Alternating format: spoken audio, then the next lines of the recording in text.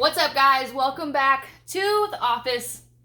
I wanted to pick up this video where we left the last one off, and last time we were talking about skill acquisition. We built this cute little pyramid to kind of scaffold our understanding of skills and building to a place where we can express skills in a workout or in a metabolically demanding environment, which is CrossFit, right? And so we had this pyramid, right? Range of motion at the bottom, strength and coordination, attaining reps, volume, and then intensity at the top. And if you haven't seen the first video, go back and watch that because you're not going to understand anything that's going on in this video. So we're going to start with attaining and working our way up to intensity for this video. So $1 million question, how do we attain a rep? How do we learn a new skill? And we'll use a couple of different examples, but think about a bar muscle up. How do we, if we have the strength, the range of motion, the coordination, how do we get that first rep? And the answer is something you'll probably hear me say a lot in this video, and that is isolate before you integrate. And this applies to attaining, volume, and intensity. But the idea is that you have to isolate before you integrate. And when we're talking about attaining, what that means is we need to break the skill down into its components, work on each of those components individually, and then slowly put them back together or integrate them until we have the skill we're trying to develop. Easy example. If I'm working on bar muscle ups, what comprises a bar muscle up? We have a raising of the center of gravity, and then we have a transition. Okay? So we have a hips to bar plus a transition. So what we do in trying to teach someone a bar muscle up is we break it into those two components and we work on those two components individually. Hips to bar is super simple. That's working on your kip and getting it higher and higher and higher. The transition is where it gets a little more muddy. And working on transition, we're going to use a myriad of drills. One of them could be a low box transition where you keep your feet on the ground or on a box and you practice using your legs to drive up. So it's not quite a hips to bar. We're taking that kip away. We're using our legs to raise our center of gravity up towards the bar. And then it's up to us and our coordination and strength to then transition over the bar. So a low bar or a low bar,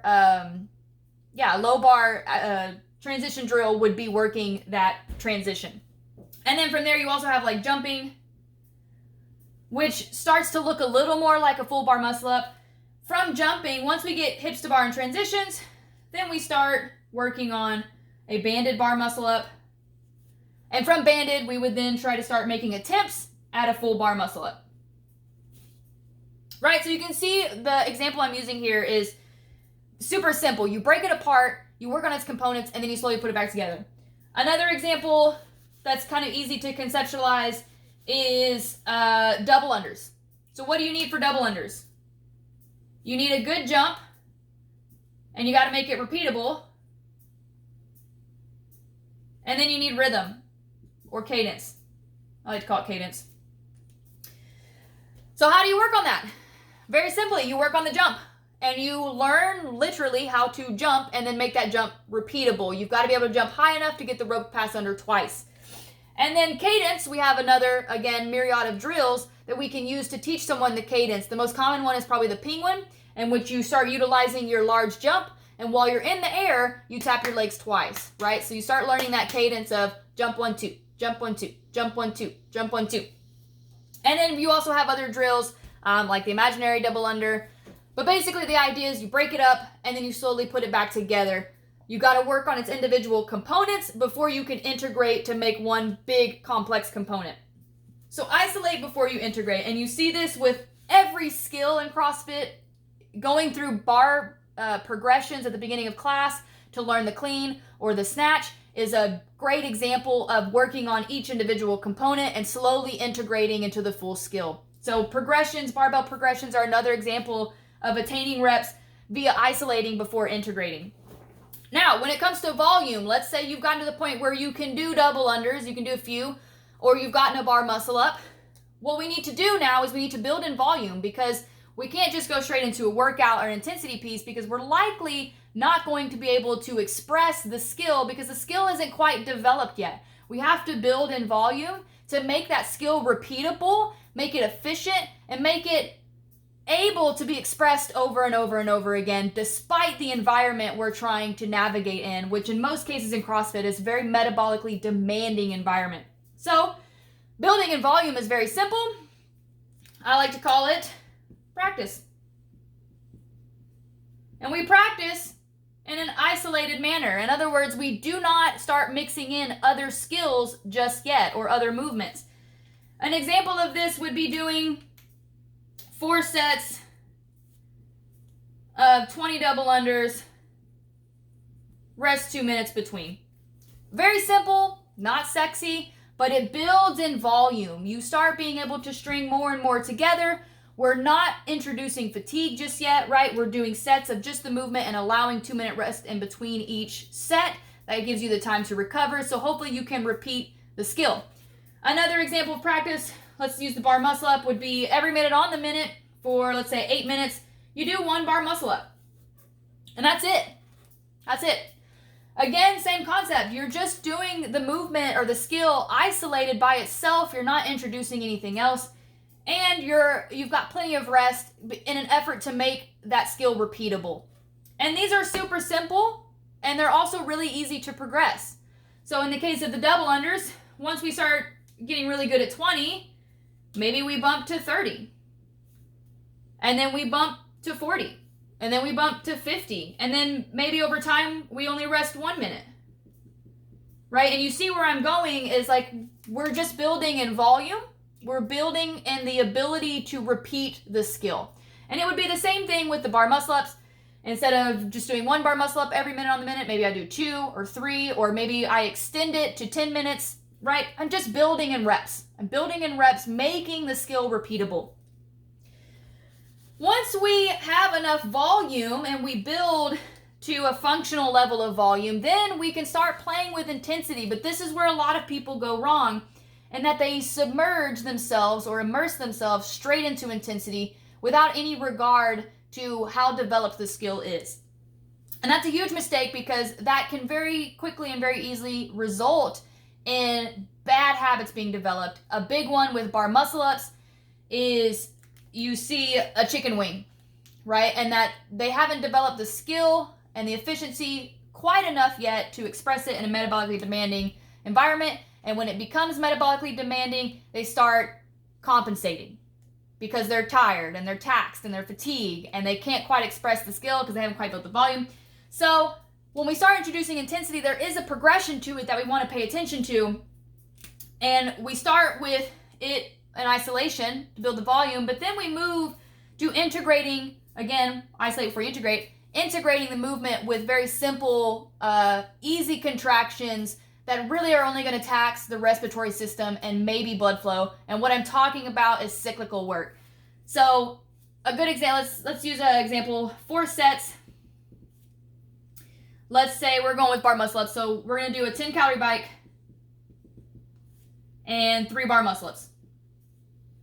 Right, so we have the calorie bike, and we'll probably, if it's a true novice, we're probably going to rest 90 seconds between rounds, right? Give them a little bit of break so they can reset. The goal here is not to be super metabolically taxing. The goal is to introduce a little bit of fatigue to the skill. And we're going to do that in a very controlled fashion by only doing 10 calories on the bike. This is not a complicated movement. It doesn't require a lot of thought. It's probably not going to tax the CNS very much. Instead, it's probably only going to increase the breathing rate and the heart rate. So what you're really working on is the ability to shuttle blood back and forth between the lower body and the upper body, which creates a little bit of a metabolic demand, but not enough to hinder the skill of bar muscle ups. And it allows us to start practicing that heavy breathing with the skill, which that in and of itself is a skill. So, and you can see how we would progress this. We would slowly crank the volume up, and maybe we start doing 15 calories on the bike and 5 bar muscle ups, still allowing some rest to make it repeatable. And then slowly over time, as we start to become more developed, we would take the rest away and try to make it more metabolically demanding. Once we've mastered the cyclical and the skill, right? Biking is a cyclical movement, and this is a skill, or we'll call it gymnastics. Then we can start integrating more demanding movements. And in this case, I would want to start with complementary movements. So let's say it's 4 sets. We're still going to do our 5-bar muscle ups, but instead of the calorie bike, we're going to go with 10 front squats. And I'm probably going to reintroduce the rest because now this is a completely new demand. And you'll notice that I went with 2 complementary movements because still I do not yet want this movement to impede the skill that I'm trying to work on. So I went with a lower body push movement to complement the upper body pulling movement of the bar muscle up. And those, again, you're working on that shuttling of blood between the lower body and the upper body, so you are getting that metabolic demand, but the movements are complementary, they are not similar, so they shouldn't impede each other. From there, if it's applicable, this is probably where most people will sit for most of their life, right? Gen pop. They probably have no need or desire to build in metabolic demand or complexity much beyond that. But if we had an athlete, from there, we would move to more complex and more similar demands of the movement and the skill. So it would be something like 4 sets of 2 rope climbs and 10 bar muscle ups. And again, just like everything, we would start with introducing that rest. And then over time, we would slowly build in volume and take the rest away.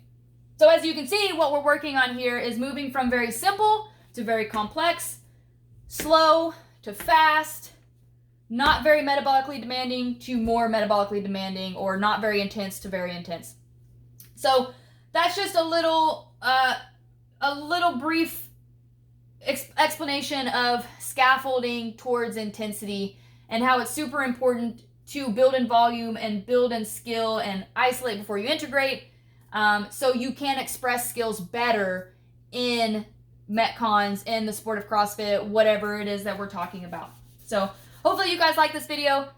Let me know how I'm doing. And let me know if you have any questions that you need answered about training, nutrition, whatever. I'm here to help you. Really love doing these videos. So hope to hear from you guys really, really soon.